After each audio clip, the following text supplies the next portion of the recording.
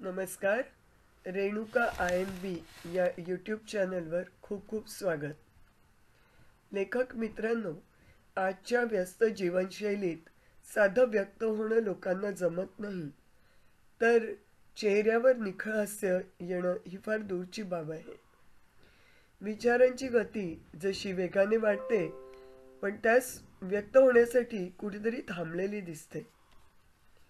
त्याचबरोबर वैचारिक सखोलता आणि विषयाचा अभ्यासही महत्त्वाचा आहे. लेखणी व कलेच्या जोरावर जागरूकतेचं बीज रुजवण्यासाठी क.रा.म.सा.प. बेंगळुरू विभाग यांनी मराठी भाषिकांसाठी एक खुली स्पर्धा आयोजित केली आहे. क.रा.म.सा.प. बेंगळुरू विभाग या स्पर्धेचा विषय आहे अभिजात मराठी आमुची. मराठीला अभिजातचं स्थान मिळालं हे मराठी भाषिकांसाठी म्हणजे आपल्या सर्वांसाठी अतिशय अभिमानास्पद आहे. याच विषयाला धरून आपण खाली दिल्याप्रमाणे म्हणजे काही मुद्दे आहेत ज्याच्यावर आपल्याला व्यक्त व्हायचं आहे. विषय दिलाय आणि मुद्दे देखील दिले. मुद्दे काय काय आहेत? 1. मराठी भाषेचा इतिहास काय सांगतो. 2. मराठी भाषेचा दर्जा कसा वाढेल. आणि 3. माझ्या मराठीसाठी मला काय करायला हवे. हे 3 मुद्दे आहेत आणि विषय हे अभिजात मराठी आमुची. या विषयात हे 3 मुद्दे साधारण यावे अशी त्यांची अपेक्षा आहे. मराठी भाषेचा इतिहास काय सांगतो. मराठी भाषेचा दर्जा कसा वाढेल. माझ्या मराठीसाठी मला काय करायला हवे. हे 3 मुद्दे आहेत ज्याला धरून आपल्याला लिहायचं आहे. आता जो विषय आपल्याला दिला आहे अभिजात मराठी आमुची, त्या विषयावर कविता, गझल, लेख आणि चित्रकलेच्या माध्यमातून व्यक्त व्हायला सांगितलंय. म्हणजे आपल्याला 4 पर्याय दिले आहेत. 4 पर्यायांपैकी कोणत्याही पर्यायाने आपण या विषयावर व्यक्त होऊ शकतो. आपलं सृजनात्मक साहित्य आणि कलाकृती ही एका फेसबुक लिंकद्वारे आपल्याला पोस्ट करायची आहे. ती फेसबुक लिंक या व्हिडिओच्या कॉमेंट बॉक्समध्ये दिलेली आहे. कॉमेंट बॉक्समध्ये, डिस्क्रिप्शन बॉक्समध्ये नाही. पोस्ट करताना आपल्याला ही पोस्ट करायची जी आपण गझल, कविता किंवा लेख लिहू किंवा चित्रकला आपण त्याच्यावर करू, तर ती आपल्याला पोस्ट करायची आहे. पोस्ट करताना सुरुवातीला कर्नाटक राज्य मराठी साहित्य परिषद असं आपल्याला लिहायचं आहे. त्यानंतर आपलं नाव, शहर, संपर्क क्रमांक आणि शीर्षक लिहायचं आहे. तर लक्ष देऊन ऐका, कारण की हे फार महत्त्वाचं आहे. आपण जे गझल, कविता, लेख लिहिणार आहोत किंवा चित्रकला करणार आहोत ती आपल्याला एका फेसबुकच्या समूहात पोस्ट करायचं आहे. फेसबुकचा जो समूह आहे त्याच्यात कोणत्या एक फेसबुक लिंकद्वारे ती लिंक या व्हिडिओच्या कॉमेंट बॉक्समध्ये दिलेली आहे.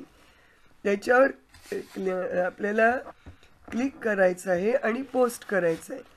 पोस्ट करताना सुरुवातीला कर्नाटक राज्य मराठी साहित्य परिषद असं लिहायचं आहे. त्यानंतर आपलं नाव, शहर, संपर्क क्रमांक आणि शीर्षक हे लिहायचं आहे. आपलं साहित्य आणि कलाकृती केव्हापर्यंत पाठवायची आहे, तर 10 ते 12 जानेवारी 2025 या तारखेपर्यंत दिलेल्या लिंकवर, जी कॉमेंट बॉक्समध्ये लिंक दिलेली आहे त्यावर पोस्ट करायची आहे. हे पोस्ट केल्यानंतर आपल्याला आपण जेही पाठवू पोस्ट त्याच्यातनं निवडक पोस्ट या अप्रूव्ह करण्यात येतील. आता ऐका, महत्वाचं परत आहे की लेखाची शब्द मर्यादा ही 500 ते 1000 शब्दांपर्यंत हवी. लेखाची शब्द मर्यादा 500 ते 1000 शब्दांपर्यंत हवी. कविता ही जास्तीत जास्त 16 ओळींची असावी. चित्रकला याच्यात रेखाचित्र, अर्कचित्र, व्यंगचित्र यापैकी कुठलाही प्रकार आपण घेऊ शकतो. त्यांनी भरपूर पर्याय आपल्याला उपलब्ध करून दिले आहेत. खूपच छान संधी आहे ही. कलाकारांसाठी आहे आणि साहित्य लेखकांसाठी पण आहे. लेख शब्द मर्यादा 500 ते 1000 शब्दांपर्यंत, कविता जास्तीत जास्त 16 ओळींची असावी आणि चित्रकला रेखाचित्र, अर्कचित्र, व्यंगचित्र यापैकी कोणताही प्रकार चालेल. सहभागींनी आपली सर्वोत्तम एक पोस्ट पाठवायची आहे. ही पोस्ट कुठेही शेअर केलेली नसावी. मराठी भाषा गौरव दिन 27 फेब्रुवारी 2025 रोजी याचा निकाल जाहीर करण्यात येईल.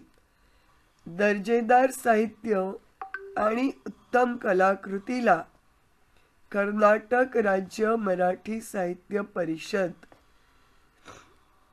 बेंगळुरू विभाग येथून ऑनलाईन प्रमाणपत्र देण्यात येईल. तर हे आवाहन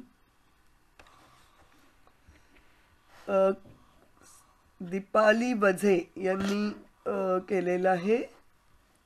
सन्मानाची लेखणी, कला आमची देखणी असं त्यांचं एक टॅगलाईन दिसते. आणि हे आवाहन संयोजक कर्नाटक राज्य मराठी साहित्य परिषद क.रा.म.सा.प. कलबुर्गी बेंगळुरू विभाग यांनी केलेला आहे.